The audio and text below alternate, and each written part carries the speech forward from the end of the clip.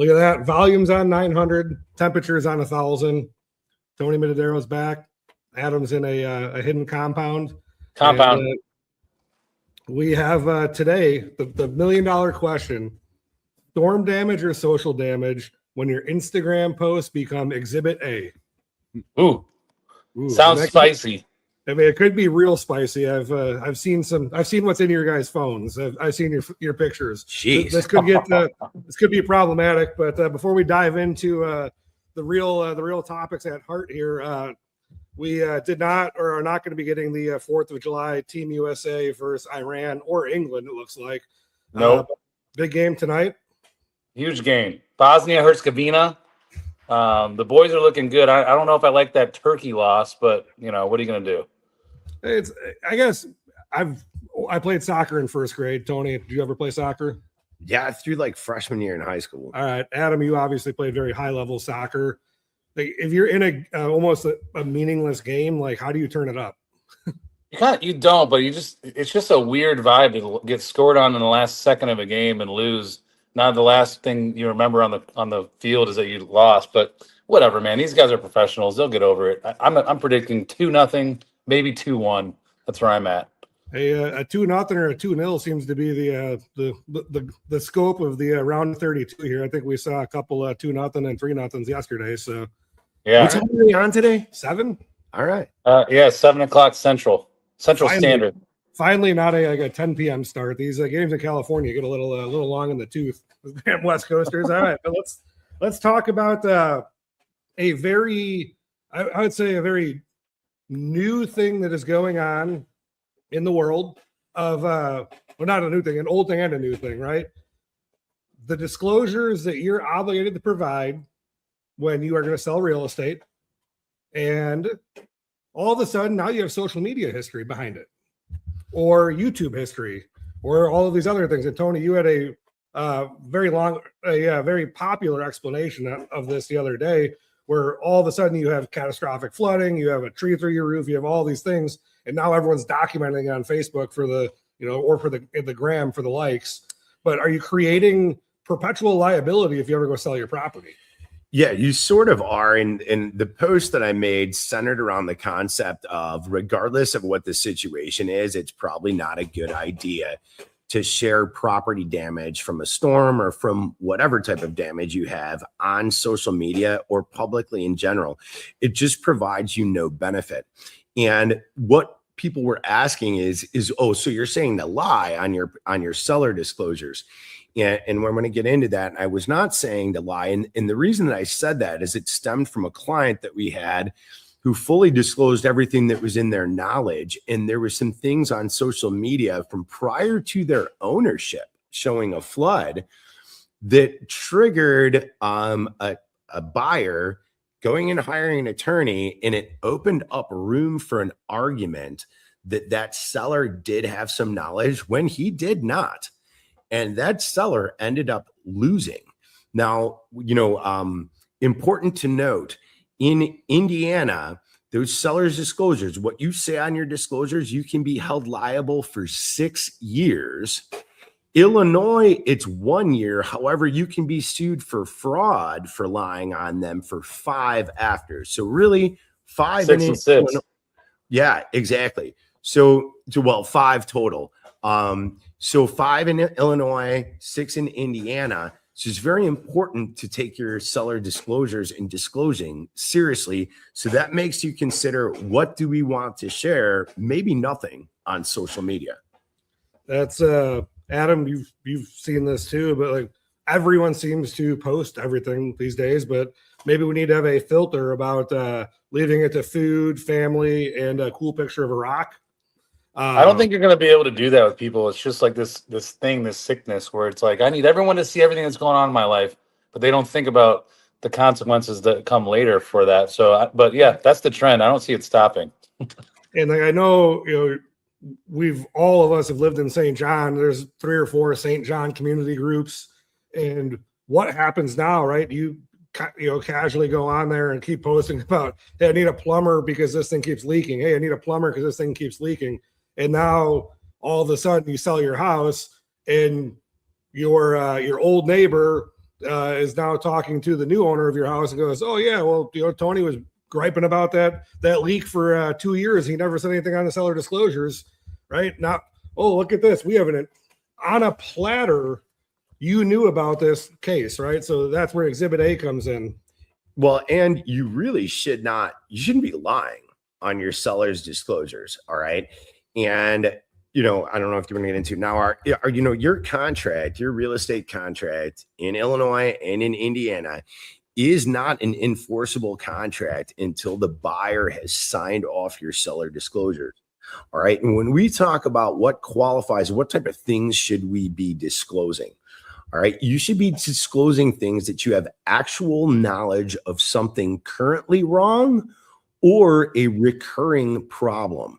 When I talk about recurring, usually that's something that we see that shows up in basements, water, things like that. All right. Now, if we've fixed something and it is legitimately fixed and you truly believe that it is fixed and you don't have any problems with it, that is not something that you do have to disclose. All right. So there's a fine line there. However, one of the things that we were just talking about is if you're selling and your house recently flooded, but you've never had a flood before. All right. So technically this is not something recurring. Is that something you have to disclose? Not necessarily. However, is it something that you should disclose? Most likely. You can make a note that says, we were affected by the recent storm of May 2026. We've had no prior flooding and no flooding since, and don't believe this to be a recurring problem, but at least you said it. Amen to that. Other things that we wanted to also talk about. So you have this set of disclosures, and sometimes there's some people out there that their houses are on the market for 100+ days for various reasons, but we really know why the reason is. Things change, maybe, right? We have a wild storm, and now, right, maybe that person has filed an insurance claim. Like do pending insurance claims, the question for both of you guys, do they cause either a need for redisclosure to a potential buyer, and do they cause insurance havoc? Like, can I have a claim that's outstanding and actually sell my house? I mean, that's probably a better question for Tony. I can say that it is complicated on our end because the contract on that policy is with the owner, not the property. So until that's buttoned up and done, and everything's fixed, it's an open and working contract agreement. Because let's just say there's water damage coming through the ceiling, well, we can't see it all. So if they open that up and they find more, you can still keep claiming those things for 2 years. But once the sellers change hands, once the person changes hands and the ownership's different, it's over. So that's how it works on our end, which I can imagine, Tony, probably causes some issues on your side. Absolutely, 100%. And the idea there is that full disclosure as soon as possible. I've had people be like, well, we want to see what this guy, just let the other party know. Because really, I mean, and a lot of the agents, I was fortunate running the brokerage. We're doing 2,000, 2,500 deals a year. So you see a lot more than an agent may see in their entire career. All right. The last thing you want is this to open up some kind of something 9 months, a year and a half down the road where this thing happens. So disclosure right now, certainly any type of insurance claims. I notice it's one of the things that people don't get in Indiana that they do get in Illinois is a good buyer's attorney is going to ask, have there been any recent insurance claims? Or is the property currently party to an insurance claim? And it's not so much to understand whether the person can obtain insurance coverage. It's to understand, were these things put back together correctly? Right. Is there an active problem, like he said, that maybe, well, it could go on 2 years with the insurance agent's client. However, if we transfer property within the middle of that, is this thing still open?